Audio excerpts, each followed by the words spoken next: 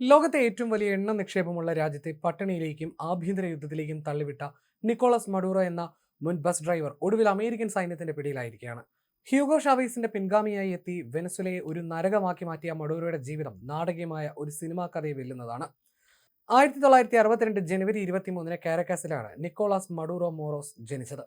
High school വിദ്യാഭ്യാസം പോലും പൂർത്തിയാക്കിയിട്ടില്ല. ഒരു യൂണിയൻ നേതാവായിരുന്ന പിതാവിന്റെ പാത പിന്തുടർന്ന മഡൂറോ സ്കൂൾ കാലഘട്ടത്തിൽ തന്നെ രാഷ്ട്രീയത്തിൽ താല്പര്യം പ്രകടിപ്പിച്ചിരുന്നു. ഹൈസ്കൂൾ വിദ്യാഭ്യാസം പൂർത്തിയാക്കിയില്ലെങ്കിലും കാരക്കാസിൽ ബസ് ഡ്രൈവറായി ജോലി നോക്കുന്നതിനിടെ അദ്ദേഹം ഒരു മികച്ച സംഘാടകനായും ട്രേഡ് യൂണിയൻ നേതാവായും പേരെടുത്തു. 1990കളുടെ അവസാനത്തിൽ വെനസ്വേലൻ വിപ്ലവ നായകൻ ഹ്യൂഗോ ഷാവേസിന്റെ അടുത്ത അനുയായി മാറിയതോടെയാണ് മഡൂറോയുടെ രാഷ്ട്രീയ ജീവിതം മാറിയത്. കാരക്കാസിലെ മെട്രോ ബസ് ഡ്രൈവറായി ജോലി നോക്കുമ്പോഴാണ് ട്രേഡ് യൂണിയൻ നേതാവായി രാഷ്ട്രീയത്തിൽ ഉയർന്നു വന്നത്.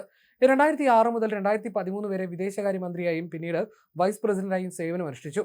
ഷാവേസിന്റെ ചാവിസ്മോ എന്ന സോഷ്യലിസ്റ്റ് പ്രത്യയശാസ്ത്രത്തിന്റെ ഉറച്ച വക്താവായിരുന്നു അദ്ദേഹം.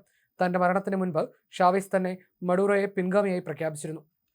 2003 ഷാവേസിന്റെ മരണശേഷം മഡൂറോ അധികാരം പിടിച്ചെടുത്തത് മുതൽ വെനസ്വേലയുടെ കഷ്ടകാലം ആരംഭിക്കുകയായിരുന്നു.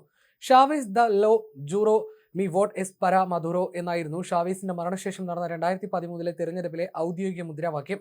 ഷാവേസ്, ഞാൻ സത്യപ്രതിജ്ഞ ചെയ്യുന്നു, എന്റെ വോട്ട് മഡൂറോയ്ക്ക് എന്നാണ് ഇതിന്റെ അർത്ഥം. ഷാവോസിന്റെ ഓർമ്മകളെ ഓരോ അണുവിലും ആവാഹിച്ചിട്ടും മഡൂറോയ്ക്ക് ആ തിരഞ്ഞെടുപ്പിൽ തിളക്കം കുറഞ്ഞ വിജയമേ നേടാനായുള്ളൂ. 2018 മെയ്യിൽ നടന്ന തിരഞ്ഞെടുപ്പിൽ നില മെച്ചപ്പെടുത്തി രണ്ടാം ഊഴം. 40% പേർ മാത്രം വോട്ട് ചെയ്ത ഈ തിരഞ്ഞെടുപ്പിൽ പ്രതിപക്ഷ കക്ഷികൾ പലതും സജീവമായിരുന്നില്ല. പിന്നീട് നടന്ന സാമ്പത്തിക പ്രതിസന്ധിയിലും മഡൂറോയുടെ കാലിടറി. അയാളുടെ ജനപ്രീതി കുത്തനെ ഇടിഞ്ഞു. പക്ഷേ ഈ പ്രശ്നം മഡൂറോയുടേത് മാത്രമായിരുന്നില്ല, ഷാവേസ് തന്നെ സൃഷ്ടിച്ചതായിരുന്നു. ലക്ഷക്കണക്കിന് പേർക്ക് തൊഴിൽ കൊടുത്തിരുന്ന സ്വകാര്യ മേഖലയിലെ സംരംഭങ്ങൾ ഇയാൾ ഒറ്റയടിക്ക് ഷാവേസ് ദേശസാൽക്കരിച്ച് സർക്കാർ സ്ഥാപനങ്ങളാക്കി മാറ്റി. അവിടെയെല്ലാം സ്വന്തം പാർട്ടിക്കാരെയും അനുയായികളെയും പാർശ്വവർത്തികളെയും കുത്തിക്കയറ്റി. ഇടയ്ക്കിടെ അമേരിക്കൻ വിരുദ്ധ പ്രസംഗം നടത്തിയാണ് ഷാവേസ് പിടിച്ചു നിന്നത്. പക്ഷേ അദ്ദേഹത്തിന്റെ മരണത്തിന് ശേഷം എണ്ണ പ്രതിസന്ധി ഉണ്ടായതോടെ രാജ്യം ശരിക്കും കൂപ്പുകുത്തി. സർക്കാർ പിടിച്ചെടുത്ത ഭൂമി കൃഷിക്കോ വ്യവസായങ്ങൾക്കോ ഉപയോഗിക്കാതെ തരിശിട്ടത് സമ്പന്ന രാജ്യത്തെ ദാരിദ്ര്യത്തിലേക്ക് കൂപ്പുകുത്തിച്ചു.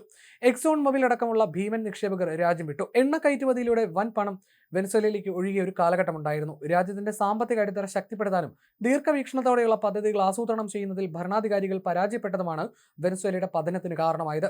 പട്ടാളത്തിലെ ഉദ്യോഗസ്ഥനായിരുന്ന ഷാവേസ് 1999 വെനസ്വേലയുടെ പ്രസിഡന്റായി 44 വയസ്സിൽ അവരോധിക്കപ്പെട്ടപ്പോൾ വെനസ്വേലയുടെ സാമ്പത്തിക സ്ഥിതി ആശാവഹമായിരുന്നില്ല. ജനങ്ങളിൽ പകുതി പേരും ദാരിദ്ര്യരേഖയ്ക്ക് താഴെയായിരുന്നു.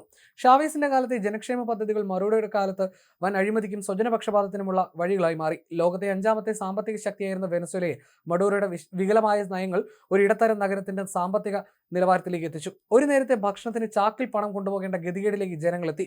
മഡൂറോയുടെ ഭരണകൂട ഭീകരതയും പട്ടിണിയും ഭയന്ന് 80 ലക്ഷത്തിലധികം ജനങ്ങളാണ് രാജ്യം വിട്ട് പലായനം ചെയ്തത്. മയക്കുമരുന്ന് കടത്ത്, മനുഷ്യാവകാശ ലംഘനങ്ങൾ തുടങ്ങിയ ആരോപണങ്ങൾ മഡൂറോയ്ക്ക് മേൽ ഉയർന്നിട്ടുണ്ട്. അമേരിക്ക അദ്ദേഹത്തിനെതിരെ ക്രിമിനൽ കുറ്റങ്ങൾ ചുമത്തുകയും അദ്ദേഹത്തെ പിടികൂടാൻ സഹായിക്കുന്നവർക്ക് കോടിക്കണക്കിന് രൂപ പാരിതോഷികം പ്രഖ്യാപിക്കുകയും ചെയ്തു. തന്റെ രാജ്യത്തിന്റെ തകർച്ചയ്ക്ക് കാരണം അമേരിക്കയുടെ ഉപരോധങ്ങളാണെന്ന് മഡൂറോ പലപ്പോഴും ആവർത്തിച്ചിരുന്നു. ഏറ്റവും ഒടുവിൽ 2024 നടന്ന തിരഞ്ഞെടുപ്പിലും വൻ ക്രമക്കേട് നടത്തി മഡൂറോ വിജയം പ്രഖ്യാപിച്ചു. എഡ്മണ്ടോ ഗോൺസാലസ് ഉരുട്ടിയ എന്ന പ്രതിപക്ഷ സ്ഥാനാർത്ഥിക്ക് വലിയ പിന്തുണ ലഭിച്ചിരുന്നു. വോട്ടിംഗ് മെഷീനുകളിലെ 80% ഡേറ്റ പുറത്തുവിട്ടുകൊണ്ട് തങ്ങളാണ് വിജയിച്ചതെന്ന് തെളിയിക്കാൻ പ്രതിപക്ഷത്തിന് സാധിച്ചു എന്നത് മഡൂറോയുടെ നിലനിൽപ്പിന് വലിയ വെല്ലുവിളിയായിരുന്നു.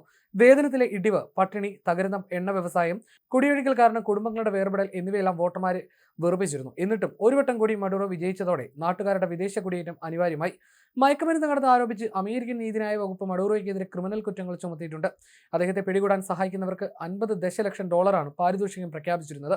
അമേരിക്കൻ ഉപരോധങ്ങൾ കാരണം രാജ്യത്തെ എണ്ണ വ്യവസായം തകരുകയും മഡൂറോയുടെ അന്താരാഷ്ട്ര യാത്രകൾക്ക് ഉപയോഗിച്ചിരുന്ന വിമാനം പോലും അമേരിക്ക കണ്ടുകെട്ടുകയും ചെയ്തിരുന്നു. ജനകീയ പ്രക്ഷോഭത്തെ തോക്കിൻ മുനയിൽ നേരിട്ട മഡൂറോയ്ക്ക് ഒടുവിൽ അമേരിക്കൻ സൈന്യത്തിന്റെ ഓപ്പറേഷൻ സദേൺ സ്പീറിന് മുന്നിൽ കീഴടങ്ങേണ്ടി വന്നു. അമേരിക്കയുടെ ഈ നീക്കത്തെ കൊളംബിയ, ക്യൂബ, ഇറാൻ തുടങ്ങിയ രാജ്യങ്ങൾ അപലപിച്ചിട്ടുണ്ട്. ഐക്യരാഷ്ട്രസഭ അടിയന്തരമായി ഇടപെടണമെന്ന് കൊളംബിയൻ പ്രസിഡന്റ് ഗുസ്താവോ പെട്രോ ആവശ്യപ്പെട്ടു. കാരക്കാസിലെ പല ഭാഗങ്ങളിലും ഇപ്പോഴും വൈദ്യുതി ബന്ധം പുനഃസ്ഥാപിച്ചിട്ടില്ല. ജനങ്ങൾ ഭീതിയോടെ തെരുവുകളിലാണ്.